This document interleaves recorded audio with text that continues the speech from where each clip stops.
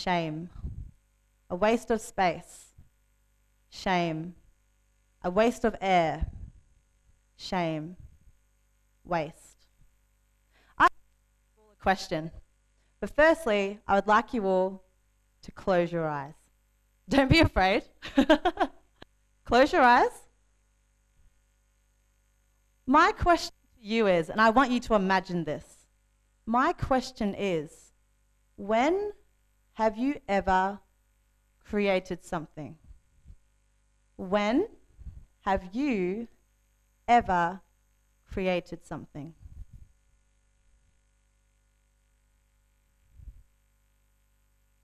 Keep your eyes closed. Now, when I've asked this question in the past, I once had someone say, oh, when I was 6 years old, I created a drawing.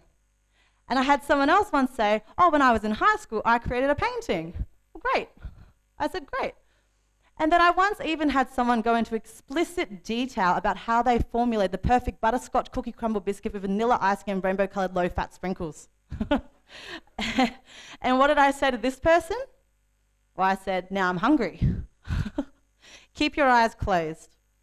When I've asked this question in the past, people have answered with a physical object of some sort. The drawing, the paintings, the cookies, physical objects. Now, I want you all to open your eyes. There is something that you have all created, something that you're all going to create, and something that you are creating right now.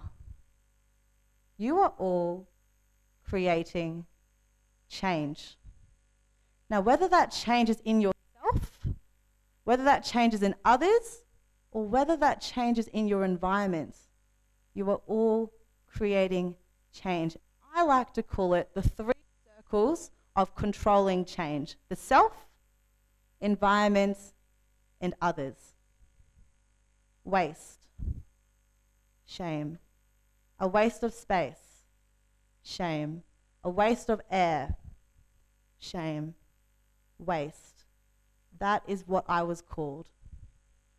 Shame. That is what I felt. Namaste. My name is Jody Dontje. Malay Verda Kusi Lagu. I'm very happy to be here. I'm 23 years old and I was born in Australia, land of the kangaroos. I'm here today to talk to you about my theory of the 3 C's and how this theory changed my life. The 3 C's of courage, change, and control. And how this links into my 3 circles of controlling change: the self, environment, and others. But first, to give you some context, I would like to share my story with you all. As I mentioned, I'm from the land of the kangaroos. What I haven't mentioned yet is that I've lived in 16 different homes throughout my life. And 15 of those homes were before I finished high school. Now, due to financial difficulty, I had to consistently move. I packed up my belongings with my family and we had to move from one place to another. And then the owner of that house would want to sell the house and we'd have to pack up our lives and belongings into boxes again and move once again. And then the same thing would happen, so we have to pack up our lives into boxes again and move once more. And then in hope for a better future, we've moved far away and that wouldn't work out. So we'd have to move all the way back. For a child growing up, this unstable foundation, this constant moving between different states, meant that I never fully gained a sense of my identity. I was born in Queensland and I moved down to Tasmania. I moved back up to Queensland and moved down to Tasmania again. Moved back up to Queensland, moved around Queensland, moved down to Queensland above Melbourne, and then to Ballarat, where I started my university. This constant changing environment that I had no control over led to my confidence being very unsettled. But the hardest move was to a new high school, where I unfortunately underwent bullying. I was called a waste of space. I was called a waste of air. I had once been spat on and been told the world would be better off without me. I felt very disempowered, but I kept pushing on. I was called names, made fun of, bullied because I was of mixed background, because I was of mixed race. My parents were born overseas. I was told that I should go back to my own country, that I don't belong in Australia. that no one wants me there. I started to develop shame. Shame. Was I a waste? This shame grew and grew until one day my best friend came up to me, and she didn't say it in a rude way, but she came up to me and she asked me, "Jody, are you of mixed race?" And I said without hesitation, "No." I said, "I'm Australian, my parents are Australian, and we are all Australian." I completely denied my multicultural heritage. My identity issues got so bad that eventually I didn't want people to meet my own mother, who is of Chinese heritage. I didn't want people to meet my own beautiful and loving mother. That was the lowest point for me. But then I moved to the University of Ballarat in Victoria, Australia, and yes, once again I had moved, so I wouldn't know anyone. I was unsure, I had lots of questions, but when I walked through those doors, I told myself something. I promised myself something as I walked through the doors of that uni. I promised myself that I would have the courage to change. Just like when you all closed your eyes, you felt unsure. You didn't know what question I was going to ask you, so therefore you had questions. And that's just it. Sometimes in life, you don't know what's going to happen. You're going to feel like you're in the dark, like your eyes are closed, but all you have to do is to open your eyes and to realize the opportunities for change. There are opportunities for change all around you. You just have to have the courage to see it, and not just the courage to see it, but the courage to act upon it. And it is this word courage which is the first of my 3 C's, the 3 C's that changed my life. You first need to have the courage to create change and to then gain control of your life. So when I sat at the University of Ballarat, yes, I was unsure, but I promised myself that I would have the courage to change.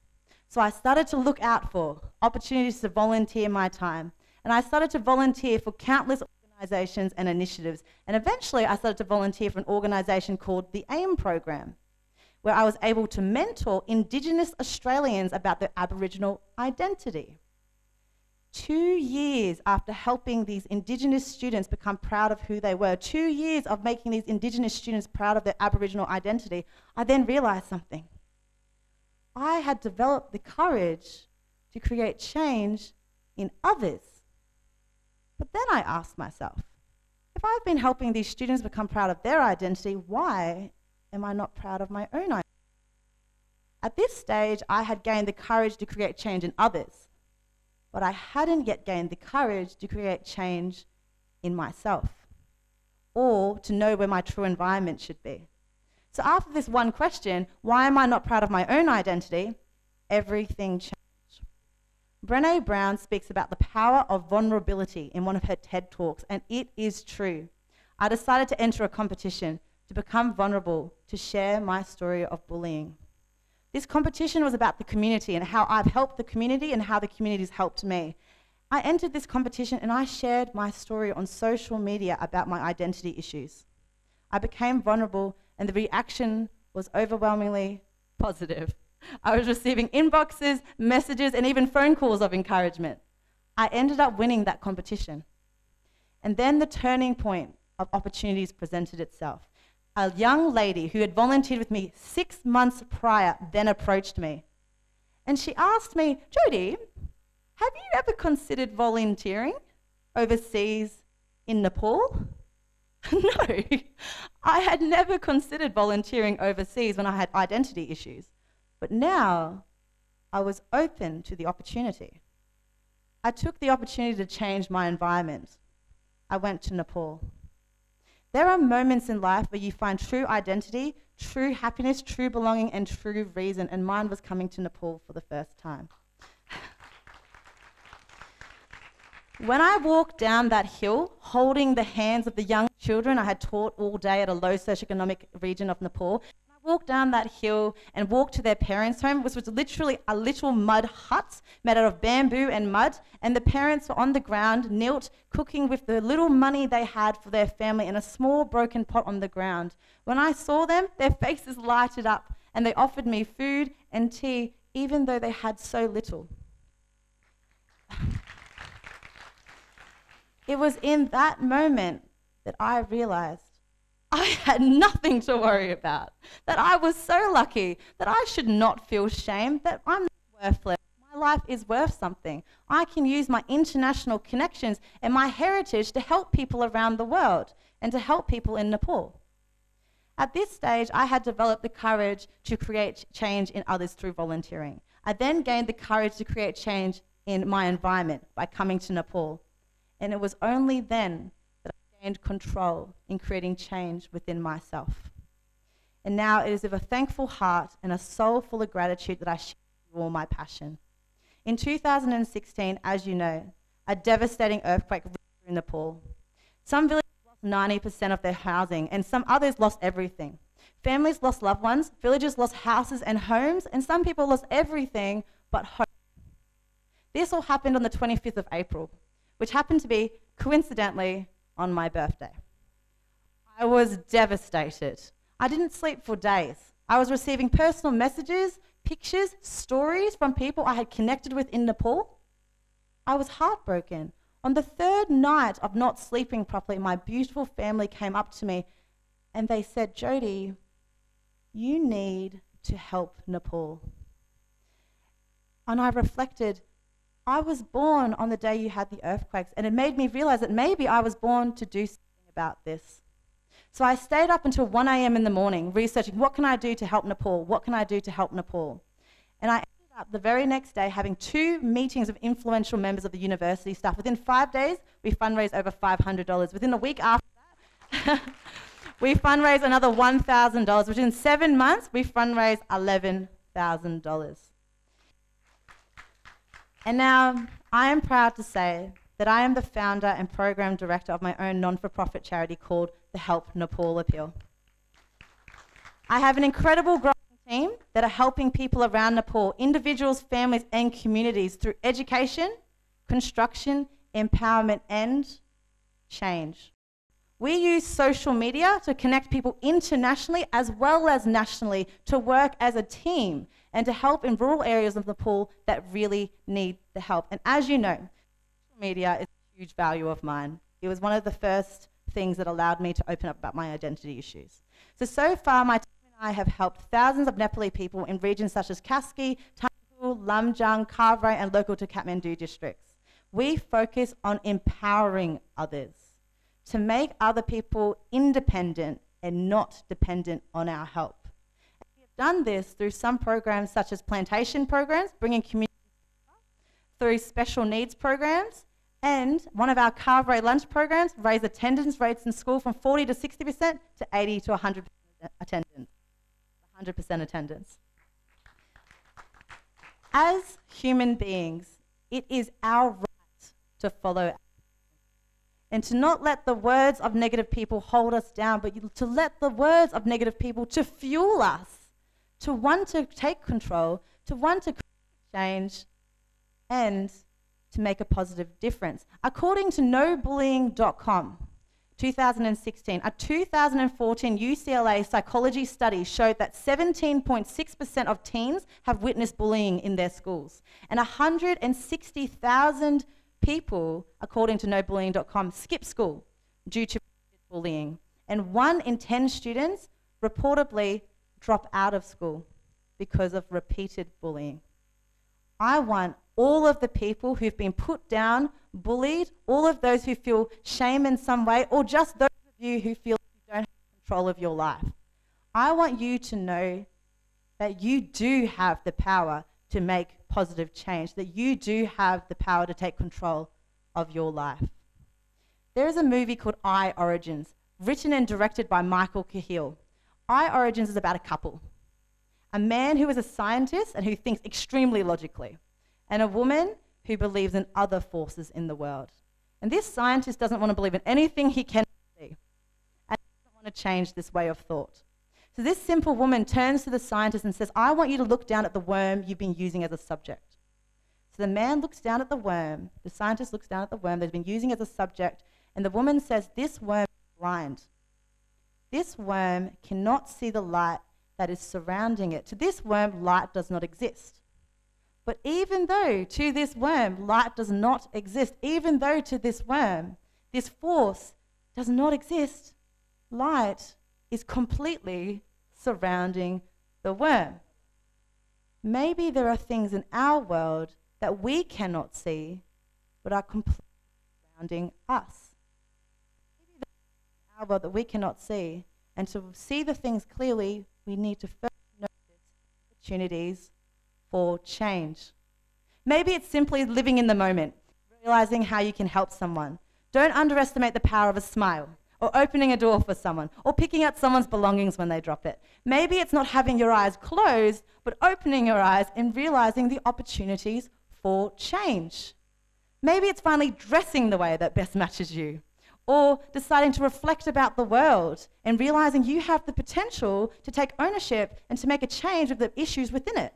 Maybe it's starting a family, or maybe it's finally leaving that unsatisfying job environment and pursuing a career that no one believed you could do. Maybe it's proving the bullies wrong. In order to gain control of your life, you first need to lose control. To take a leap of faith, as the cliche goes, and to then realize the opportunities for change.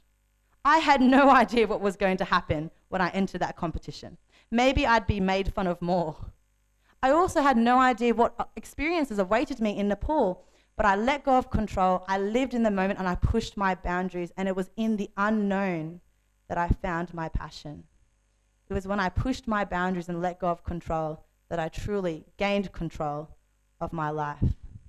And now it is my mission to share my story, to share my theory of the 3 C's, and to allow the Help Nepal appeal to help others to find their identity, their confidence, their strength, and to fuel their passions. I seek to mentor others, help others, and to live for others. The Help Nepal appeal allows people to realize they have the potential to create change in their environment, to create change in others, and most importantly, to create change in themselves. It is my dream to do the Help Nepal appeal full-time one day, to be sponsored by individuals or companies who want to sponsor a charity working at effective grassroots levels. And it's my team and my absolute goal to raise our Facebook likes, our Instagram followers, and to bring more traffic to our website so that we can spread more awareness about our non-for-profit transparency, about our ability to bring ideas to life, and about our empowering programs.